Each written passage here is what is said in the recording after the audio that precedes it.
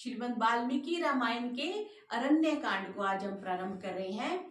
कल मैं ऋषि अत्रि के आश्रम से श्री राम निकल के और वो दंडकारण्य में प्रवेश किया।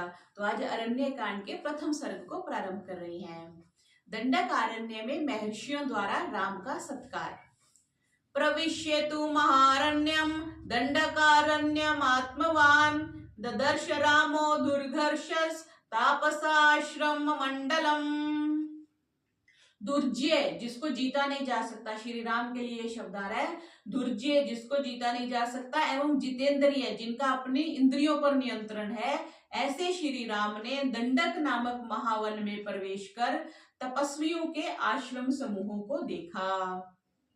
शरण्यम सर्वभूतानां सुसमृष्टाजिरं सदा मृगैर्बहुर्भिराकीर्णं पक्षी संघै समावृतम। ये आश्रम प्राणी मात्र के आश्रय स्थल थे। प्राणी मात्र का या मनुष्य नहीं कहा, आश्रम में पक्षी भी रहते हैं, जानवर भी रहते हैं।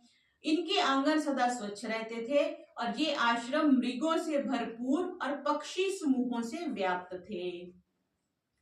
समिद्भ्यस्तयो कलशै फलमूलैश्च शोभितम् आरणैश्च महावृक्षै पुण्यै स्वादु फलैर्युतम्।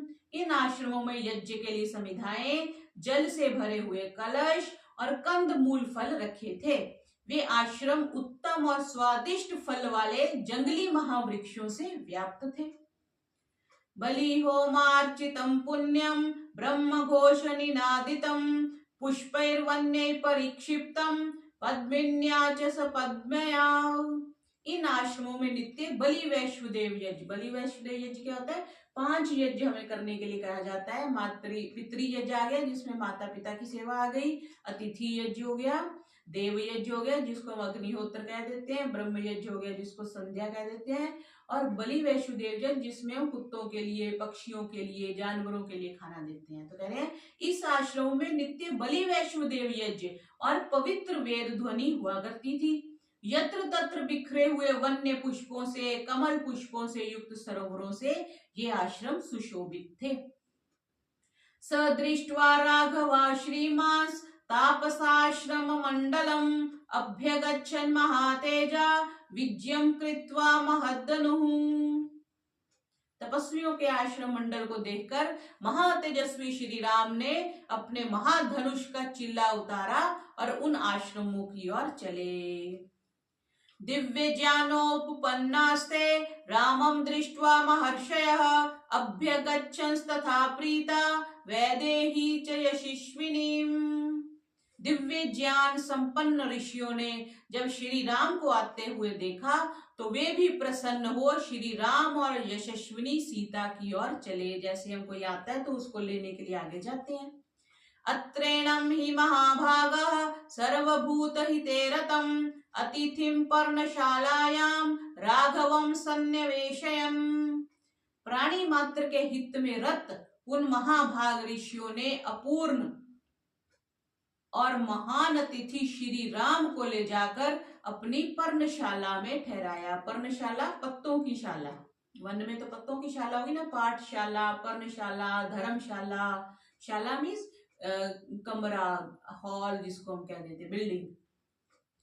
ततो रामस्य सत्कृत्य विधिना पापकोपमः आजगुरुस्ते महाभागः सलिलं धर्मचारिणः। अग्नि के समान दे दीप्यमान महाभाग धर्मचारी उन तपस्वियों ने श्री राम का विधि पूर्वक सत्कार कर उन्हें हाथ पैर धोने के लिए जल दिया। मूलम पुष्पम जलम फलम वन्यम आश्रमम महात्मनः निवेदयित्वा धर्मज्ञा ततः प्राञ्जलो अब्रुवन्। तत्पश्चात वनवासी उन धर्मज्ञ महात्माओं ने क्या किया?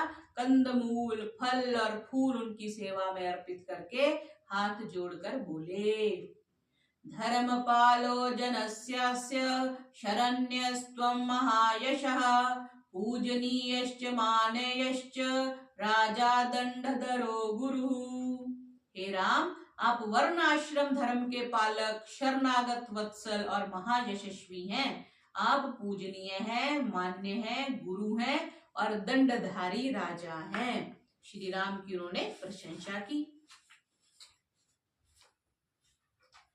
ते वयं भवता रक्षा भवद्विश्यवासिनः नगरस्थो वनस्थो वा त्वं नो राजा जनेश्वरः। हम लोग आपके राज्य में बसने वाली आपकी प्रजा हैं, अतः आपको हमारी रक्षा करनी चाहिए। आप चाहे नगर में रहें अथवा वन में, हमारे राजा तो आप ही हैं।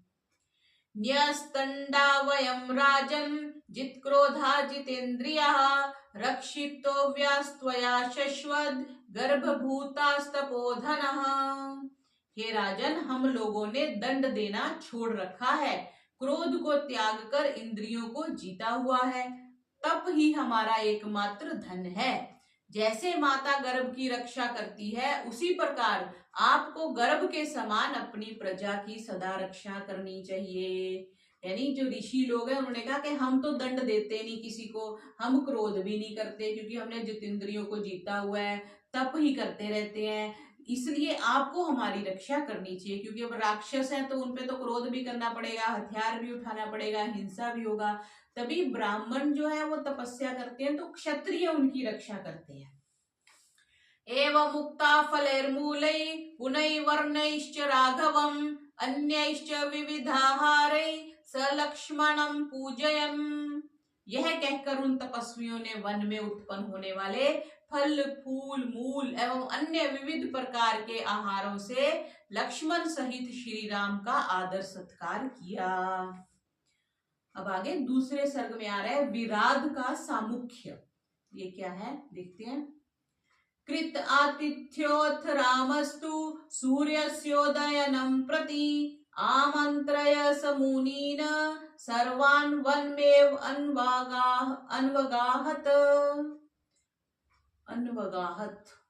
प्रविष्ट हुए। कौन? मुनियों का आतिथ्य स्वीकार कर श्री राम ने रात्रि में वहीं निवास किया। अगले दिन सूर्य होने पर वे आश्रम के सभी मुनियों से आज्ञा ले गहन वन में प्रविष्ट हुए। गहन वन मीन्स घना जंगल। वन मध्ये तु काकुत्स्थ तस्मिन् घोर मृगायुते ददर्श गिरिशिंग्राभं पुरुषाधम महास्वनम। हिंसक पशुओं से परिपूर्ण उस घोर वन के मध्य में पहुंचकर श्री राम ने विशाल काय, नर मांस भक्षी और महाशब्द करने वाले एक राक्षस को देखा। ये जो जंगल होते हैं ना बड़े भयानक होते हैं। हम भी एक बार उड़ीसा गए तो एक आश्रम था, तो वैसे उन्होंने बाउंड्री कर रखी थी, उसके आगे पहाड़ था और जंगल था। तो ऐसे ही मैंने वो एक वहां पे थे भैया ब्रह्मचारी थे, तो आचार्य जी ने बोला ठीक है इनको जंगल घुमा लाओ। लेकिन जंगल बड़ा भयानक होता है। जो तो ये ट्रैकिंग वाले लोग जाते हैं, ये तो वहां तो कुछ ना कुछ साधन होते हैं, अदरवाइज आप निर्जन वन में जाओ तो बड़ा भयानक है। वो पक्षियों की आवाजें और कोई जानवर के जब जैसे सूखे पत्तों पे चलते हैं तो कड़ कड़ कड़ कड़, तो बड़ी एक भयानक सी स्थिति होती है।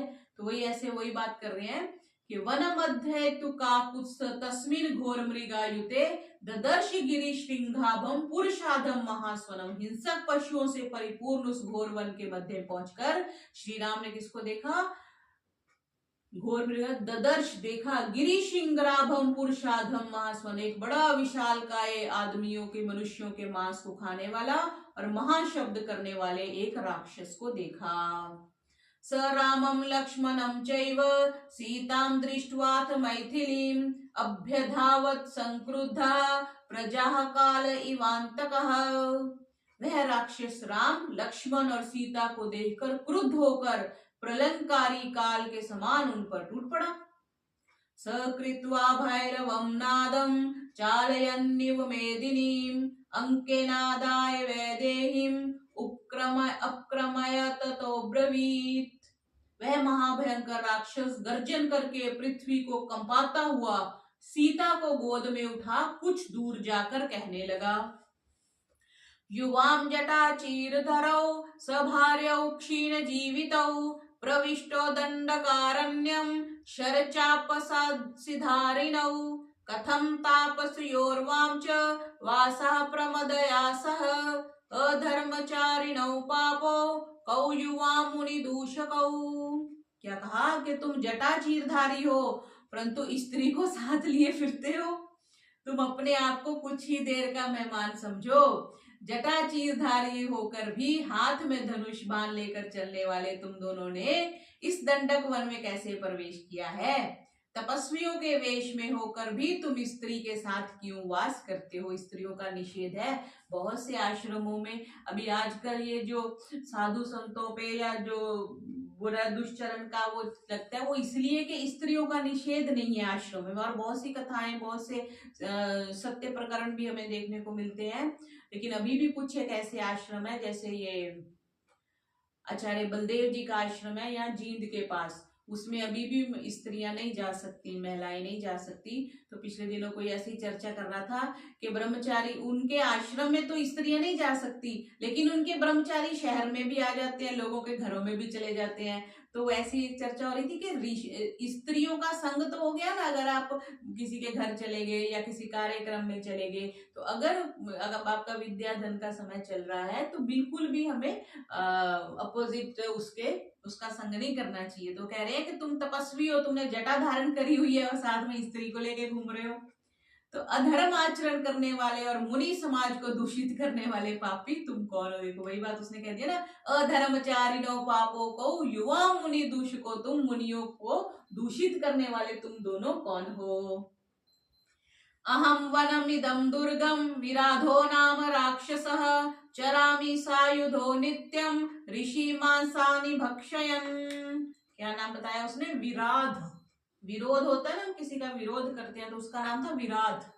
कह रहा है मैं विराध नामक राक्षस हूं, मैं इस वन में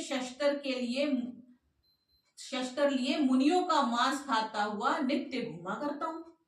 यम नारी वरारोहा मम भार्या भविष्यति युवयो पापयोश्चाहम पास्यामि रुधिरम वृधे। यह सुंदर नारी अब मेरी भार्या होगी, यानी मेरी पत्नी होगी। संग्राम में तुम दोनों महापापियों का वध कर मैं तुम्हारा रक्तपान करूंगा। पास्यामि रुधिरम वृधे, रुधिर कहते हैं ब्लड को, खून को। मैं आपका खून पीऊंगा और मैं इसको अपनी पत्नी बनाऊंगा। तस्यैवं ब्रुवतो धृष्टं विराधस्य दुरात्मनः श्रुत्वा संगर्वं वचनं संभ्रांता जनकात्मजा। उस दुरात्मा विराध ने धृष्टतापूर्ण और अहंकार युक्त वचनों को सुनकर सीता जी घबरा गई। ताम दृष्ट्वा राघवः सीतां विराध अंकगतां शुभां अब्रवी लक्ष्मणं वाक्यं मुखेन परिशुष्यता। उधर श्री राम सती साध्वी सीता को विराध की गोद में देख उदास होकर लक्ष्मण जी से बोले, पश्य सौम्य नरेंद्रस्य जनकस्य आत्मसंभवां मम भार्यां शुभाचारां विराधंके प्रवेशितां। हे सौम्य, देखो महाराज जनक की पुत्री शुभ आचरण वाली मेरी पत्नी को विराध ने किस प्रकार अपनी बगल में दबोच रखा है। परस्पर्शातु वैदेह्या न दुःखतरमस्ति मे पितुर्वीर्योगात् सौमित्रे स्वराज्य हरणा तथा। हे लक्ष्मण, सीता के राक्षस द्वारा स्पर्श होने से आज मुझे जितना दुख हुआ है, इतना दुख मुझे पिता की मृत्यु और राज्य के छिन जाने से भी नहीं हुआ था। देखो श्री राम क्या कह रहे हैं कि जैसे राक्षस ने सीता जी को स्पर्श किया तो मुझे इतना दुख हुआ है, जबकि पिताजी की मृत्यु और राज्य के छिन जाने का भी मुझे इतना दुख नहीं हुआ था। इति ब्रुवती काकुत्स्थे बाष्प शोक परिलुप्ते अब्रवी लक्ष्मण क्रुद्धो रुद्धो नागिव श्वसन। क्या कह रहे हैं कि श्री राम ने ऐसा कहने पर लक्ष्मण जी की आंखों में आंसू भर आए, फिर रोके हुए फनियर सांप की भांति क्रोध में भरकर फुंकार मारते हुए लक्ष्मण जी ने कहा, अनाथैव भूतानां नाथस्त्वं वासवोपमः मया प्रेष्येन काकुत्स्थ किमर्थं परितप्यसे। हे राम, इंद्र के समान सब प्राणियों के स्वामी होकर और मेरे जैसे सेवक के साथ रहते हुए आप अनाथों की भांति संतप्त क्यों हो रहे हैं। शरेण निहतस्याद्य मया क्रुद्धेन राक्षसः विराधस्य गतार्सोहिर्महीपास्यति शोणितम्। क्रोध में भरकर मेरे द्वारा बाण से मारे जाने पर प्राणहीन इस विराध राक्षस का रक्त पृथ्वी पान करेगी। वो कह रहा था ना, मैं आप दोनों को मारकर मैं आपका रक्त पान करूंगा, तो लक्ष्मण जी कह रहे हैं कि ये मेरा रक्त पान करेगी पृथ्वी। आगे विराट का वध भी देख लेते हैं। इति उक्त्वा लक्ष्मणः श्रीमान् राक्षसं प्रहसन्निव को भवान् वन्म अभ्येत्य चरिष्यति यथा सुखम। ऐसा कहकर श्रीमान लक्ष्मण ने मुस्कुराते हुए उस राक्षस से पूछा, तुम कौन हो, किस इस प्रकार स्वेच्छाचारी होकर इस वन में घूमा करते हो। पुत्रा किलम जयास्याहम मम माता शतहृदा विराध इति ममाहु पृथ्व्याम सर्व राक्षसः। मैं जय का पुत्र हूँ, ऐसे अपना परिचय देते हैं। आजकल हम क्या परिचय देते हैं, मैं वहां का रहने वाला हूँ। सबसे पहले कौन पूछे क्या बताते हैं, मैं वहाँ एडमिनिस्ट्रेटर हूँ, मैं वहाँ प्रधान हूँ, वहाँ मैं मैनेजर हूँ। हम ये परिचय देते हैं। परिचय क्या होता है कि मैं किसका पुत्र हूँ, मेरी माता का नाम शतहृदा है, इस पृथ्वी के सब राक्षस मुझे विराध के नाम से पुकारते हैं। उत्सृज जी, हाँ ये भी नाम बताने की एक प्रथा है, किसी को अपना नाम बताओ तो मुझे इस नाम से पुकारा जाता है, ठीक है, या ये मेरे गुरुजी हैं इनको इस नाम से पुकारा जाता है। सीधे सीधे नाम नहीं लेते किसी का, किसी को परिचय देना हो तो उसने जैसे उसने बोला ना, पृथ्वी के सब राक्षस मुझे विराध के नाम से पुकारते हैं, ऐसे हम कह सकते हैं कि हम मेरे माता पिता मुझे इस नाम से पुकारते हैं। इस दृष्टि से अपना परिचय दिया जाता है। उत्सृज्ये प्रमदामेन अमनापेक्षौ यथागतम त्वरमाणोपलायेथाम न वाम जीवितमाददे। तुम मेरे साथ युद्ध करके विजय प्राप्त करने की इच्छा को त्याग दो और इस स्त्री को यहीं छोड़कर जिधर से आए हो उधर ही भाग जाओ, मैं तुम लोगों के प्राण नहीं लूंगा। ये राक्षस दोनों भाइयों से कह रहे हैं। तम रामा प्रत्युवाचेदम कोप संरक्त लोचनः राक्षसं विकृताकारं विराधं पापचेतसं। विराध के ये वचन सुन श्री राम क्रोध में भर लाल लाल आंखें कर उस पापी और भयंकर आकार वाले विराध से बोले। अभी तक नहीं बोले थे, लक्ष्मण जी ने बात करी थी। क्षुद्र धिक्त्वाम तु हीनार्थम मृत्युमन्वेष से ध्रुवम रणे संप्राप्स्यसे त्रिष्ठ न मे जीवन गमिष्यसि। हे अधम, हे क्षुद्र बुद्धि, तुझे धिक्कार है, तू निश्चय ही अपनी मृत्यु की खोज में है। तू तनिक खड़ा रहे और मुझसे युद्ध कर, आज तू जीता नहीं बचेगा। ततः सज्जम धनु कृत्वा राम सुनिश्चितांशरान सुशीघ्रम अभिसंधाय राक्षसम निचगानः।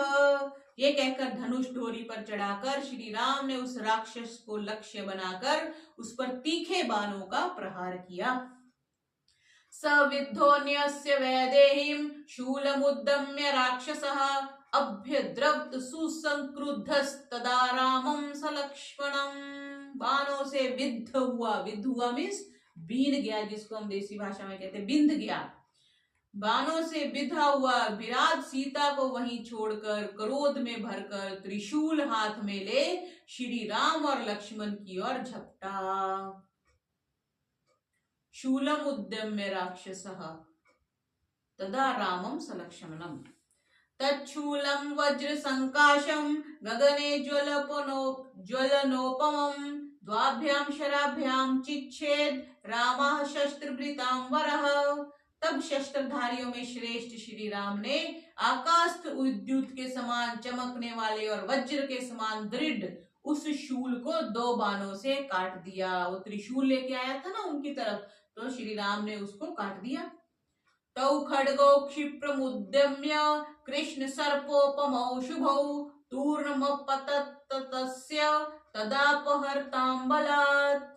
जब उसका त्रिशूल कट गया, तब राम और लक्ष्मण काले सर्प के समान अपनी अपनी तलवारों को लेकर शीघ्र ही राक्षस के पास पहुंचे और उस पर बलपूर्वक प्रहार किया। सवध्यमाना सुब्रीशम बाहुभ्याम परिरभ्यतौ प्रकम्यो नरव्याघ्रौ रौद्रा प्रस्थातुमैच्छत। जब वह राक्षस तलवारों के आघात से अत्यंत पीड़ित हुआ तब वे युद्ध से विचलित ना होने वाले नर के श्री राम और लक्ष्मण को अपनी भुजाओं में भरकर आगे बढ़ा। ह्यमानो तु तौ दृष्ट्वा वैदेही राम लक्ष्मणौ उच्चैश्वरेण चुक्रोश पगृहे सुभुजा भुजौ। जब विराट राम और लक्ष्मण को हर कर ले चला, तब सीता जी अपनी बड़ी बड़ी भुजाओं को उठाकर उच्च स्वर से रो रो कर कहने लगी, एष दाशरथी रामः सत्यवान शीलवान शुचिः रक्षसा रौद्र रूपेण ह्रियते सह लक्ष्मणः। हाय, ये विकराल राक्षस महाराज दशरथ के सत्यवादी, सदाचारी और सीधे साधे पुत्र श्री राम और लक्ष्मण को हर कर ले जा रहा है। मामृका भक्षिष्यन्ति शार्दूला दीपिनिस्तथा माम हरोत्सृज्य काकुत्स्थौ नमस्ते राक्षसोत्तमा। अब मुझे भेड़िए, शेर, चीते खा जाएंगे। हे राक्षसोत्तम, मैं तुझे नमस्ते करती हूँ। तू इन राजकुमारों को छोड़ दे और इनके बदले मुझे हर ले।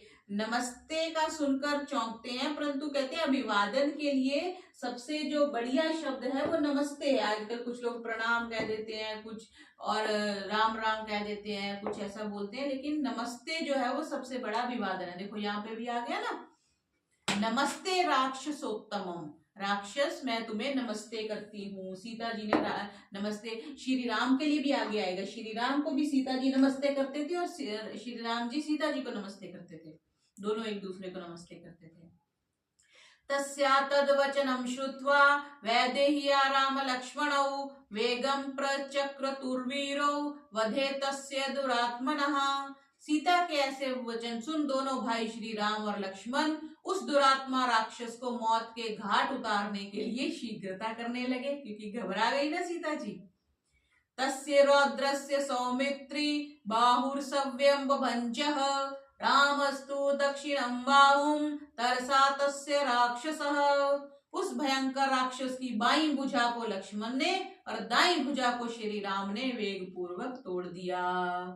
स भग्न बाहु संविघ्नो निपपाताशु राक्षसः धरण्यां मेघ संकाशो वज्रभिन्निवाचलः। जब उस राक्षस की दोनों भुजाएं टूट गईं, तब मेघ के समान भयंकर वह राक्षस भयभीत हुआ, मूर्छित होकर इसी प्रकार भूमि पर गिर पड़ा जैसे वज्र के आघात से पर्वत टूटकर गिरता है। मुष्टिभिर्जानुभीपद्भिः सूदयन्तौ तो राक्षसं उद्यम्य चाप्येनं स्थलिंडिले निष्पपेशतुः। उस समय दोनों भाई उस राक्षस को घूंसों से मारते, पैरों से ठुकराते और उठा उठा कर भूमि पर पटकते हुए उसका कचूमर निकाल डालते हैं। उद्यम्य चापेन स्थिंडिले निष्पपेशतु, क्या कहते हैं, मुष्टि, मुष्टि कहते हैं मुट्ठी को, जिसको मुट्ठी कहते हैं, मुट्ठी से मार दिया उसको।